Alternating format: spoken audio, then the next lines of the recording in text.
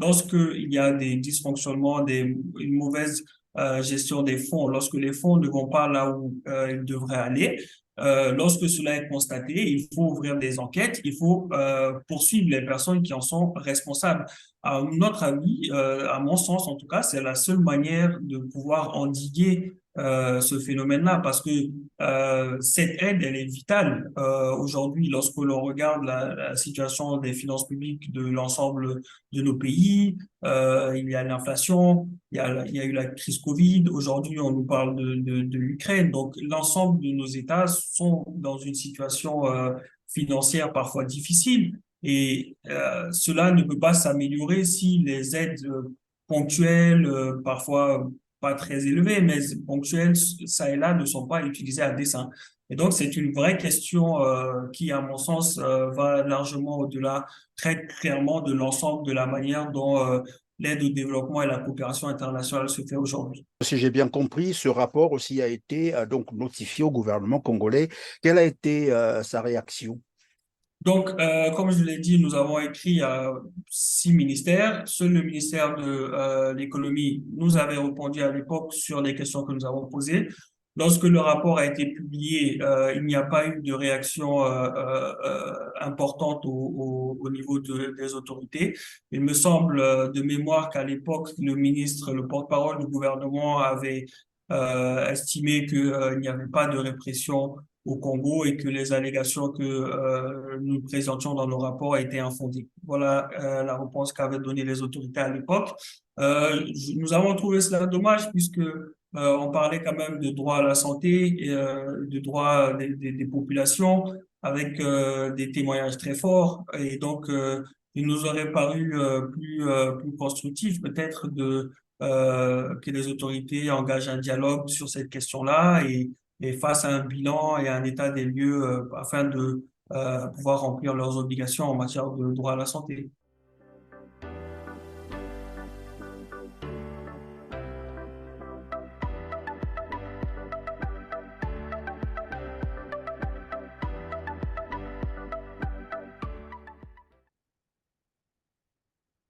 Mesdames, Messieurs, bonjour. Ravi de vous retrouver pour ce numéro. Droit de savoir que je vous invite à partager, à commenter après avoir cliqué sur le petit pouce en l'air, c'est juste en bas de cette vidéo. Avec moi sur ce plateau, Abdoulaye Diarra, spécialiste de l'Afrique centrale à Amnesty International pour évoquer le rapport 2022 sur la santé au Congo-Brazzaville. Le rapport est intitulé sur le dos de la crise, violation du droit à la santé et répression des défenseurs des droits économiques et sociaux en République du Congo. Un rapport de 46 pages que je vous recommande d'ailleurs à lire, il est déjà en ligne.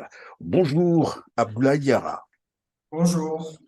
En tout cas, merci de votre disponibilité. Avant de commencer notre interview, je vais donc vous proposer de suivre avec moi ce reportage qui porte sur la dilapidation de plus de 25 milliards de francs CFA, soit un peu plus de 40 millions de dollars américains, dans le circuit de dépenses du fonds Covid-19 au Congo-Brazzaville. Et on reviendra aussitôt sur ce plateau. Suivez.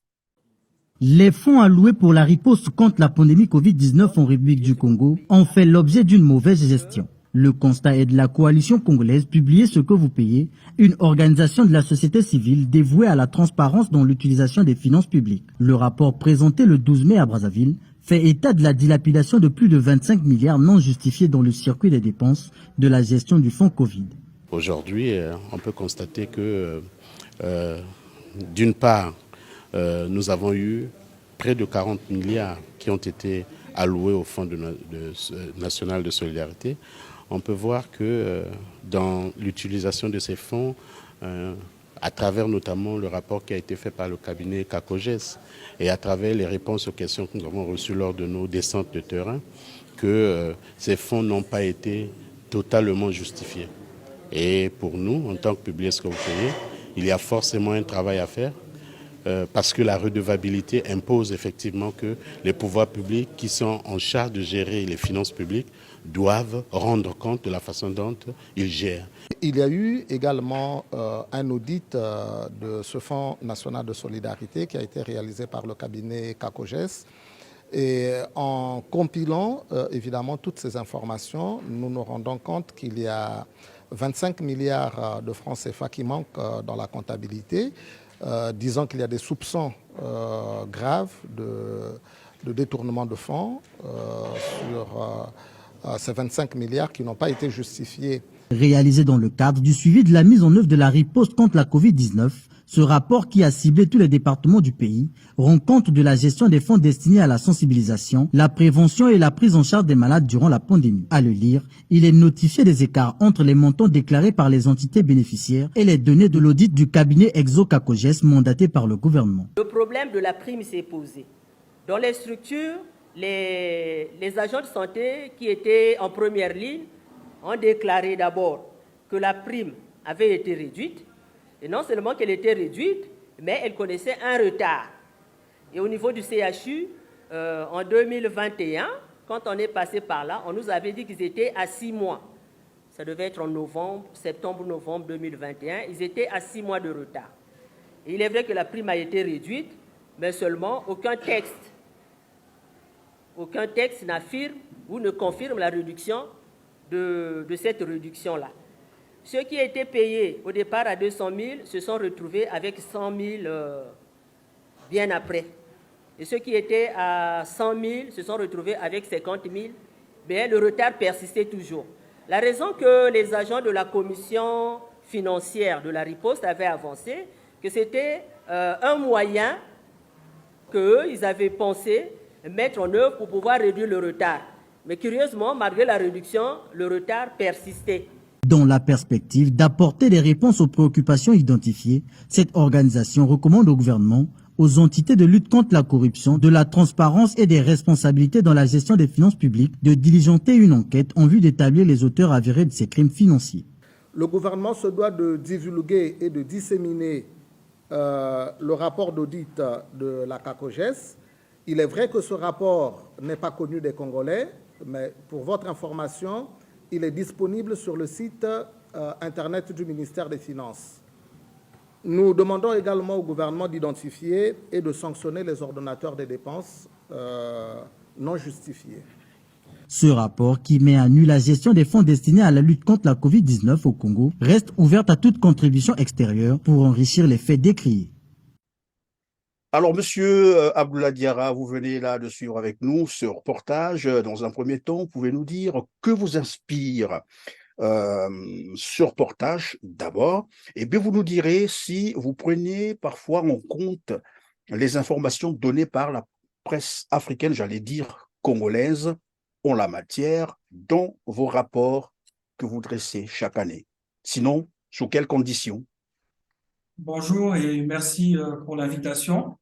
Effectivement, j'ai bien suivi le reportage en question et je tiens à saluer le travail qui a été réalisé par ces organisations, des organisations avec lesquelles il est toujours intéressant de collaborer. Je les ai rencontrés à plusieurs reprises ici à Dakar, mais également à Pointe-Noire, et je dois dire que elles travaillent avec beaucoup de professionnalisme et beaucoup de courage sur différentes thématiques. Concernant le sujet du reportage, c'est vrai qu'il est grave puisque nous parlons de santé et que, comme vous l'avez rappelé au début de l'interview, notre rapport porte sur la santé et nous avions déjà à l'époque dénoncé les mauvaises exécutions de certains budgets qui avaient aussi été dénoncés à l'époque par l'organisation qui a organisé la conférence de presse dans ce reportage. Donc, c'est une thématique importante puisqu'elle peut avoir un impact sur la jouissance des droits économiques, sociaux et culturels pour les populations locales. Concernant la deuxième partie de votre question, il est évident que nous suivons de près la presse locale. Cela fait partie de notre travail puisque c'est le premier outil de relais des informations préliminaires, mais également des enquêtes très importantes et très intéressantes sur des questions de violation des droits de l'homme, mais également des questions sur l'évolution de la situation sociale dans le pays. Je voudrais donner, par exemple, ce qui s'est déroulé en début d'année en début d'année 2022 avec cette affaire de policiers qui avait malmené plusieurs personnes. Donc, ce sont des alertes et des informations qui nous proviennent de la presse nationale et que nous utilisons, nous approfondissons et nous faisons notre travail là-dessus. Et à la fin de chaque année, nous faisons un rapport annuel et justement, la presse est une source fiable et intéressante. Maintenant, nous vivons dans un monde également, il faut le dire, où il y a beaucoup de fausses informations. Et donc, c'est un travail supplémentaire qu'il faut faire, celui de la vérification et de la corroboration de l'ensemble des informations que nous pouvons collecter sur ces sources ouvertes. Alors, Monsieur Abdoulaye Diarra, venons donc à votre rapport, le rapport d'Amnesty International sur la santé au Congo-Brazzaville. C'est un rapport qui démarre par un témoignage très glaçant d'ailleurs. Je vais le lire pour nos téléspectateurs. J'ai vu un jeune homme en provenance d'un village voisin, visiblement mal en point, abandonné aux urgences, faute d'argent.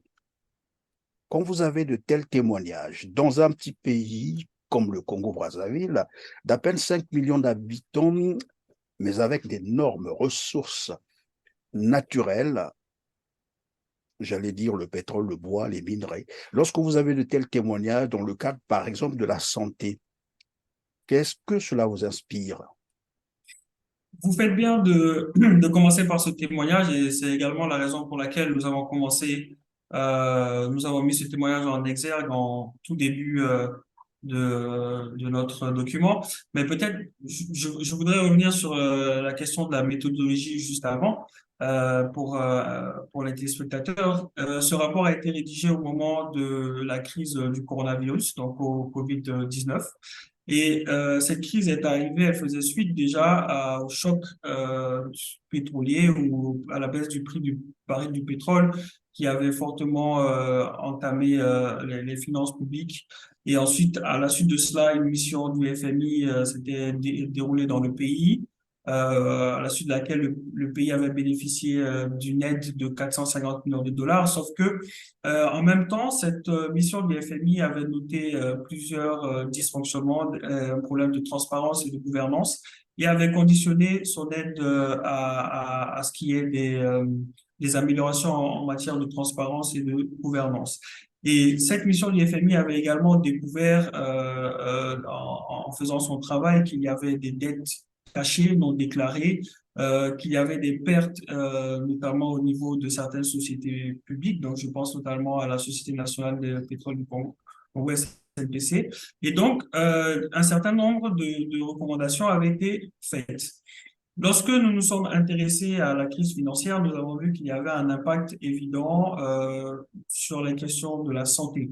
C'est pour cela que nous avons mené cette recherche et nous avons parlé avec plus de 50 personnes, des médecins, des syndicalistes, des étudiants, mais également des patients. Et nous avons recueilli plusieurs témoignages de la sorte, démontrant à quel point le système de santé pouvait être vétuste, à quel point il pouvait y avoir des dysfonctionnements. Et nous avons également travaillé avec d'autres organisations qui, dans leurs recherches, dans leur travail, notamment sur le budget, ont pu démontrer qu'il y avait une mauvaise exécution des budgets sur certains projets. Et donc, la conclusion, c'est que les droits fondamentaux de plusieurs Congolais n'étaient pas respectés et que le droit à la santé devait être amélioré au Congo. On voudrait bien voir quelques éléments d'appréciation parce que dans le rapport, vous dites d'ailleurs que ce rapport a été révélateur des maux profonds que connaît le Congo-Brazzaville en matière de santé. À quoi faites-vous allusion concrètement? À quoi vous pensez? Alors, d'abord, il faut peut-être rappeler aux téléspectateurs que le Congo a des obligations en matière de droit à la santé, y compris en temps de crise. C'est important d'insister sur y compris en temps de crise parce que on serait tenté de dire que il y a une crise financière, les caisses sont vides et donc les obligations s'éteignent, mais ce n'est pas le cas. Je rappelle que l'article 36 de la Constitution de 2015 stipule que l'État est responsable de la santé publique. Et le Congo a ratifié plusieurs conventions internationales portant en protection des droits économiques, sociaux et culturels, et ainsi que la Charte africaine des droits de l'homme et des peuples en 1982, qui lui donne des obligations en matière de santé. Euh, Je disais donc que en temps de crise, l'État devait assurer ses obligations en matière de santé. La première des obligations, c'est celle de la disponibilité. Donc, la disponibilité, ça veut dire qu'il doit y avoir des services ainsi que des programmes fonctionnels en matière de santé publique et de soins de santé, mais aussi la disponibilité d'un personnel professionnel qualifié. La deuxième obligation est celle de l'accessibilité. Ça veut dire l'accessibilité physique, mais également l'accessibilité économique. Parce que nous sommes sur un continent, un pays où il est vrai, les indicateurs en matière de niveau de vie ne sont pas ceux que l'on peut retrouver dans certains pays occidentaux. Et donc, les États ont l'obligation de favoriser l'accès à la santé, à tous les soins de santé, y compris pour les personnes qui vivent en dessous d'un certain seuil financier. Et enfin, l'acceptabilité, c'est-à-dire que cela fait référence à des services qui sont respectueux de l'éthique médicale et appropriés sur le plan culturel. Et donc, voilà quelles sont les obligations de l'État congolais en matière de santé. Et lorsque nous faisons notre rapport, c'est sous ces trois critères que nous faisons notre analyse. Et donc, nous regardons la disponibilité, l'accessibilité et l'acceptabilité des soins. Euh, Peut-être juste sur ce que je disais par rapport à l'obligation en temps de crise. Alors, il faut rappeler que le comité sur les droits économiques, sociaux et culturels a dit que pour qu'un État puisse invoquer le manque de ressources pour s'acquitter de ses obligations, il doit démontrer qu'aucun effort n'a été épargné pour utiliser toutes les ressources qui sont à sa disposition en vue de remplir ses obligations. Donc, nous, lorsque l'on a commencé à travailler sur le sujet, nous avons également regardé ce côté-là. Est-ce que tous les efforts ont été faits pour arriver à satisfaire le droit à la santé. Et lorsque nous avons observé, nous avons discuté, nous avons regardé les rapports qui ont été produits par différentes coalitions, nous avons par exemple dit qu'il y avait une sous-exécution dans certains domaines de la santé et donc l'État ne pouvait pas invoquer cette question d'avoir mis tous les moyens nécessaires et tous les moyens possibles pour répondre à la question de santé en temps de crise. Alors, vous dites une obligation en temps de crise. Vous avez constaté que l'État congolais a pratiquement n'a pas, c'est ce que j'ai cru comprendre, n'a vraiment pas du tout fait ce qu'il fallait faire, c'est-à-dire malgré l'aide financière, parce que c'est ce que vous nous avez dit, le Congo a bénéficié d'une aide financière en cette période, et on se rend bien compte, c'est la liaison que je voulais faire tout à l'heure, avec le témoignage que vous avez annexé au début de votre rapport, et aujourd'hui on parle finalement de plus de 40 millions de dollars américains dilapidés, volés carrément, parce que ça n'a pas été justifié. Et lorsque vous êtes face à de telles réalités, c'est-à-dire vous accordez de l'aide financière à un État ou à un gouvernement pour une mission bien déterminée, et après que vous vous rendez compte que cet argent, finalement, a pris d'autres destinations, que faites-vous après? Alors, pour revenir au début de votre question, les États, y compris le Congo, sont euh, signataires de ce qu'on appelle la déclaration d'Abuja, qui stipule que les États doivent accorder au moins 15% de leur budget à la santé. Alors, le pic maximum atteint par la République du Congo a été en 2020 avec 14% du budget, avant de retomber en 2021 à 10% du budget. Donc ça, c'était une de nos premières recommandations que nous avons fait à l'État, c'est celui de respecter ses engagements. Après, lorsque nous avons analysé la politique nationale de développement sanitaire, mais également l'ensemble des budgets, que nous nous sommes basés sur des analyses qui avaient été des analyses budgétaires qui avaient été également conduites par d'autres organisations, nous avons constaté qu'il y avait une exécution partielle des budgets. Vous vous rappelez peut-être qu'en 2016, les autorités avaient annoncé, par exemple, la construction de 12 hôpitaux. et que en 2021, on s'était rendu compte que certains chantiers étaient toujours en cours, que sur certains chantiers, il n'y avait pas une exécution. Et pendant que vous le dites, il faut aussi rappeler que finalement, les 12 hôpitaux, les budgets avaient été déjà dégagés. Voilà, et donc Et c'est pour cela qu'on a parlé d'exécution partielle, mais nous ne sommes pas les seuls à en avoir parlé. Comme je disais, il y a aussi des organisations locales au Congo qui ont fait ce travail-là. Nous avons analysé d'autres projets qui ont été évoqués notamment par le plan national de développement sanitaire. Et donc à la question de savoir comment expliquer cela. Euh, je vais me rappeler encore ce qui a été dit par le Fonds monétaire international, c'est-à-dire que lorsque les prêts sont accordés, ils les ont conditionnés à des avancées en matière de bonne gouvernance et de transparence. Alors, je ne me souviens plus exactement du nom de la structure, mais il me semble que des structures ont été mises en place pour lutter contre la corruption et pour qu'il y ait plus de transparence dans la manière dont l'argent public est utilisé. Malgré cela, les résultats ont été qualifiés de mitigés et cette nouvelle enquête que vous avez présentée en début de reportage et qui a été portée encore une fois par des organisations très sérieuses démontre que il y a encore énormément d'efforts à faire en la matière et surtout il est important de situer les responsabilités parce que c'est bien de démontrer qu'il y a eu une mauvaise utilisation des fonds, mais qui l'a fait, quelles sont les responsabilités, et quelles sont les mesures de réparation, puisque, comme on le disait, ces pratiques touchent quand même les droits fondamentaux, y compris le droit à la santé. Et donc, la commission, là, je viens de me rappeler, c'est la Commission nationale de lutte contre la corruption et d'ailleurs, en 2017, il me semble qu'elle existait déjà en amont, mais en 2017, par exemple, elle avait relevé d'importants dysfonctionnements au centre hospitalier universitaire de Brazzaville, par exemple. Et donc, ce sont des structures qui sont là, qui font le travail. Il y a également des organisations nationales qui sont là, qui font le travail.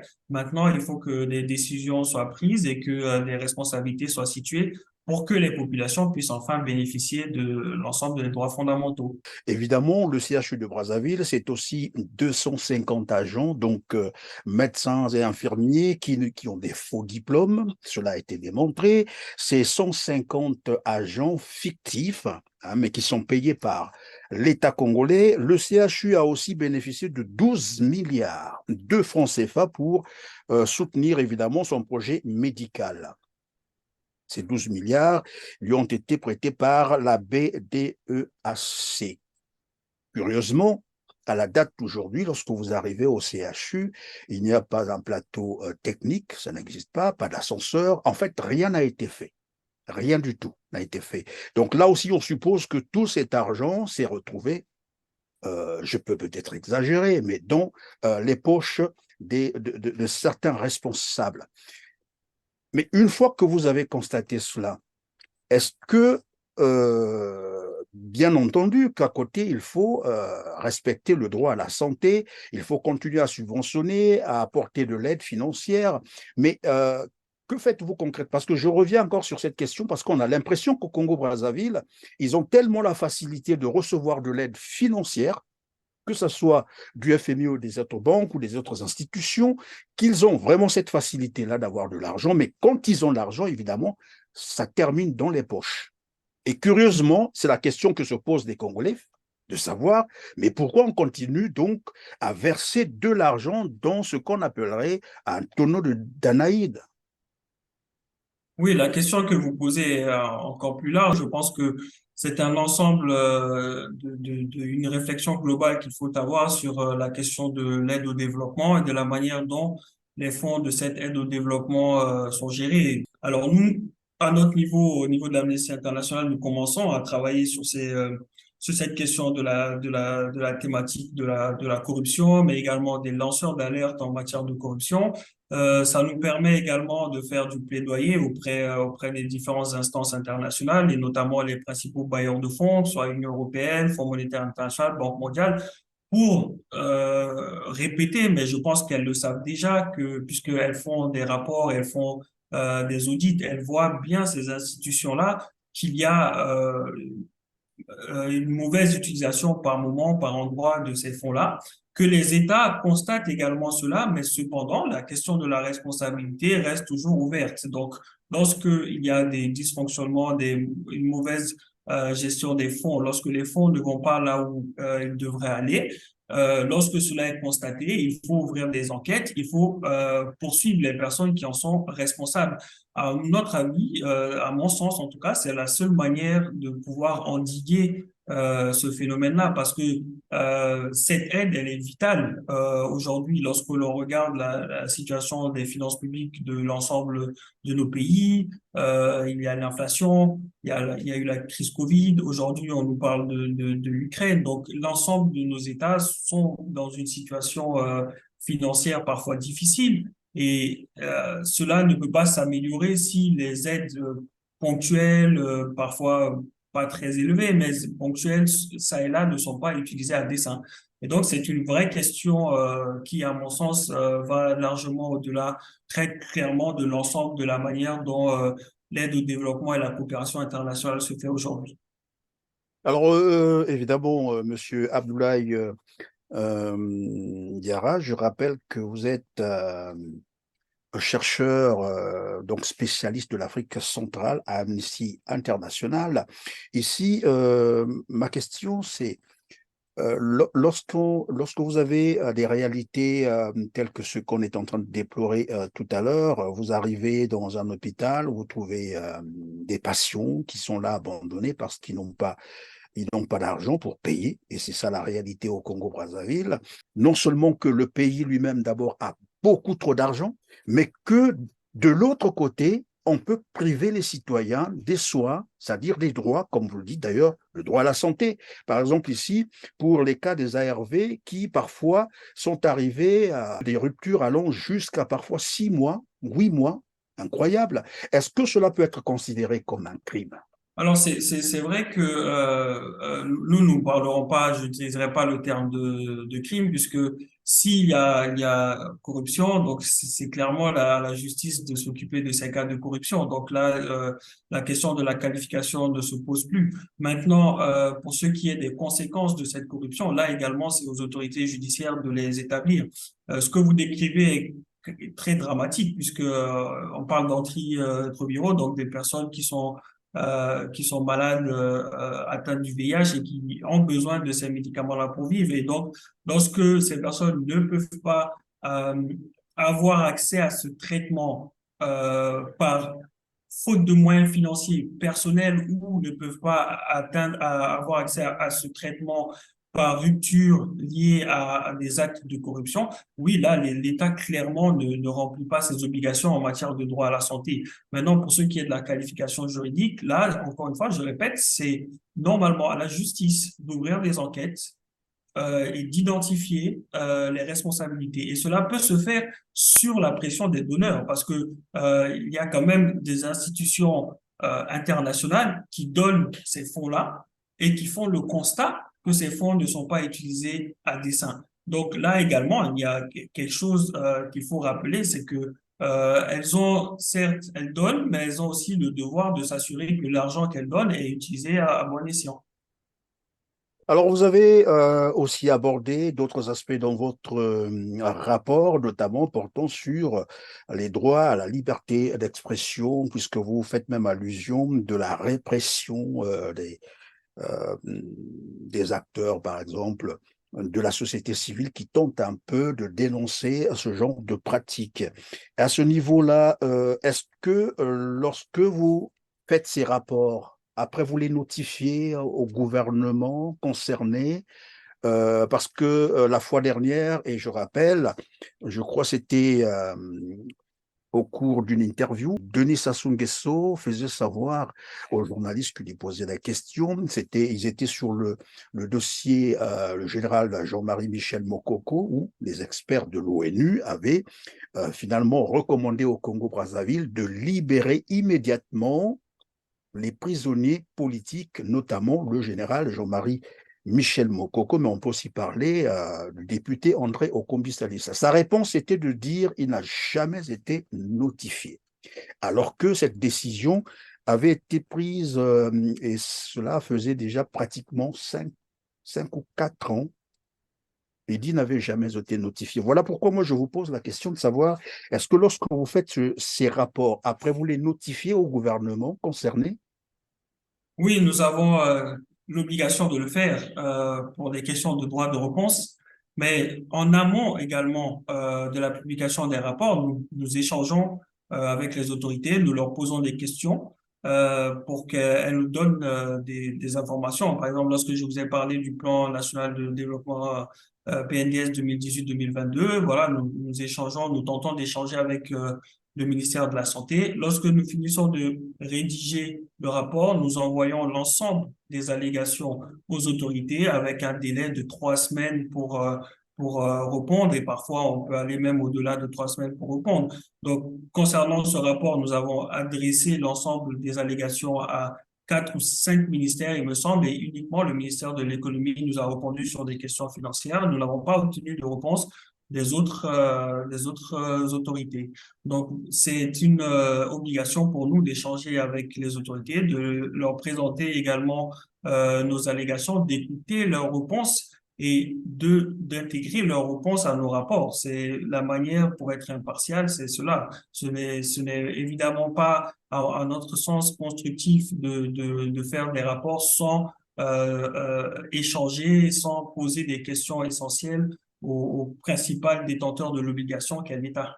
Si j'ai bien compris, ce rapport aussi a été donc notifié au gouvernement congolais. Quelle a été sa réaction? Donc, comme je l'ai dit, nous avons écrit à 6 ministères. Seul le ministère de l'économie nous avait répondu à l'époque sur les questions que nous avons posées. Lorsque le rapport a été publié, il n'y a pas eu de réaction importante au niveau des autorités. Il me semble de mémoire qu'à l'époque, le ministre, le porte-parole du gouvernement avait estimé qu'il n'y avait pas de répression au Congo et que les allégations que nous présentions dans nos rapports étaient infondées. Voilà la réponse qu'avaient donnée les autorités à l'époque. Nous avons trouvé cela dommage puisque on parlait quand même de droit à la santé et de droit des populations avec des témoignages très forts. Et donc, il nous aurait paru plus constructif peut-être que les autorités engagent un dialogue sur cette question-là et fassent un bilan et un état des lieux afin de pouvoir remplir leurs obligations en matière de droit à la santé. On va donc aborder un autre volet de votre rapport, c'est l'environnement. Est-ce que vous pouvez nous en dire un peu plus sur quoi vous avez travaillé concrètement au Congo-Brazzaville? Merci. Alors, effectivement, nous travaillons également sur la question de l'environnement et principalement dans la zone Pointe-Noire-Kwilu, puisque vous savez que c'est une zone où se concentrent beaucoup d'industries au Congo, notamment l'industrie pétrolière. Et donc, nous avons analysé l'ensemble des rapports qui ont déjà été produits par les populations par les organisations locales et nous nous sommes rendus sur place. Nous avons échangé avec les populations locales pour savoir comment elles vivent, comment est leur environnement depuis 20 ans, 30 ans que l'industrie pétrolière se développe. Et donc, nous espérons une publication dans les mois à venir. C'est un processus qui est très long, mais les témoignages déjà que nous avons pu recueillir sont, à mon avis, très significatifs de la manière dont le développement économique de nos pays se fait. Et malgré des lois et des robustes, on peut le dire, en matière de protection de l'environnement, on voit qu'il y a des manquements à signaler et à corriger très rapidement avant que l'état de dégradation des zones de vie des populations ne s'aggrave. J'ai cru vous entendre dire que vous avez accordé de l'aide, les institutions internationales ont accordé de l'aide au Congo-Brazzaville pour gérer évidemment la période Covid. C'était un peu pour savoir, est-ce qu'en accordant cette aide, c'est parce qu'on était quelque part conscient ou assuré que le Congo manquait de l'argent, c'est ça? Ou Alors, parce que, bon, c'est des chapitres qu'il fallait absolument, voilà, affectés aux États pour contenir un peu la pandémie? Vous savez, concernant le Covid, nous avons beaucoup travaillé sur cette question et notamment des disparités entre le Nord et le Sud, l'accès aux vaccins. Ce sont des questions que nous avons traitées. Et donc, en ce sens, pour nous, les États du Nord devaient faire ce qu'on appelle les États du Nord, donc devaient faire preuve de solidarité envers les États du Sud qui étaient déjà dans une situation financière compliquée. Et donc, il est normal, il est logique pour nous que... Oui, mais c'est là ma question. En fait, ils étaient dans une situation financière, vous avez dit, difficile, mais est-ce que parce qu'ils auraient des rapports que, évidemment, ces pays manquaient d'argent, ou bien c'est simplement par solidarité, mais là encore c'est discutable, un pays comme le Congo ne manque pas d'argent, je parle ici du Congo, que nous connaissons tous, mais que voilà, on peut continuer à verser de l'argent, même lorsqu'on est conscient que finalement cet argent prend, disons, des destinations inconnues. Voilà pourquoi je pose la question. Est-ce simplement parce que c'est des chapitres prédéfinis pour contenir la pandémie, ou ben voilà, ou parce qu'on a constaté que le Congo n'avait plus d'argent? Et on s'est aussi posé la question, probablement, pourquoi est-ce que et où est passé l'argent du Congo-Brazzaville, non?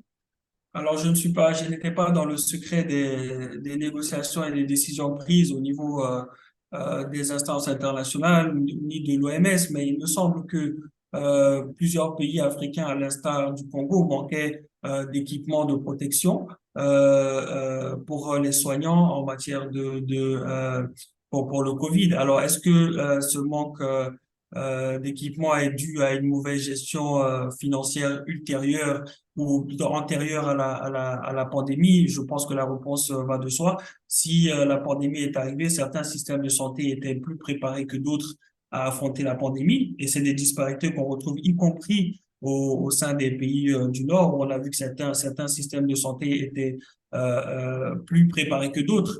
Je prends par exemple le cas de pays où on a pu voir que certains manquaient de masques, certains manquaient de gants, certains manquaient de respirateurs. Donc, je pense que face à cette tragédie, il n'y a pas eu de réflexion immédiate sur la manière dont les fonds pouvaient être utilisés ou mal utilisés. Le premier réflexe a été celui de la solidarité et celui de permettre à ces États d'être équipés en respirateurs parce qu'il fallait sauver des vies. Donc maintenant, on se rend compte, quelques années après cette pandémie, que les fonds n'ont pas été utilisés à dessein. Est-ce une surprise? Je ne sais pas, mais la question sur laquelle on avait déjà parlé tantôt, c'est-à-dire celle de repenser l'aide internationale et la manière dont l'aide internationale est gérée, est toujours posée. Oui, évidemment, je vous posais la question simplement parce que dans le rapport, j'ai cru lire aussi que finalement, la crise la crise économique que traversait le Congo-Brazzaville, c'est ce que vous avez mentionné, était due à la chute du prix du baril de pétrole, mais pas que. Mais vous avez aussi relevé qu'il y avait aussi la mauvaise gouvernance, c'est-à-dire, voilà, tout ce qui va. Et voilà pourquoi j'ai insisté sur cette question. Mais alors, au-delà du constat que vous avez fait, quelles ont été les recommandations? Alors, nous avons fait plusieurs recommandations aux autorités. Parmi la première recommandation, c'est celle que j'ai évoquée tantôt, c'est-à-dire euh, que l'État reste dans les clous de la déclaration de Abuja, c'est-à-dire que 15% du budget, que le département de la santé bénéficie de 15% du budget. Ensuite, nous avons fait d'autres recommandations, notamment sur les questions du droit à la santé, en disant qu'il fallait que les autorités améliorent la disponibilité du système de santé en mettant à disposition des patients, des installations, des biens, des services, du personnel médical, que la qualité du service de santé soit améliorée, mais également l'accessibilité de services de santé. Peut-être, je peux aussi rappeler ici que sur la question du personnel, il y avait un manque de personnel, il y avait un manque de formation et les autorités avaient envoyé justement en réponse à cela un certain nombre d'élèves, d'étudiants à Cuba pour des formations et Et qui qu'ils sont ont finalement abandonné. C'est ça le donc, problème. il y avait cette question de la formation également du personnel qui est très importante parce que sans personnel de santé, les structures ne servent à rien. Donc, il y a la question aussi de l'équipement de ces centres de santé, donc scanner, IRM, qui puissent être fonctionnels, mais également le médicament et la gratuité pour certains soins. Donc, on a parlé tout à l'heure des ARV. Cela faisait partie de nos recommandations à ce qu'il puisse y avoir une gratuité totale pour cela, que les autorités prennent aussi des mesures pour éviter les pénuries de médicaments. Mais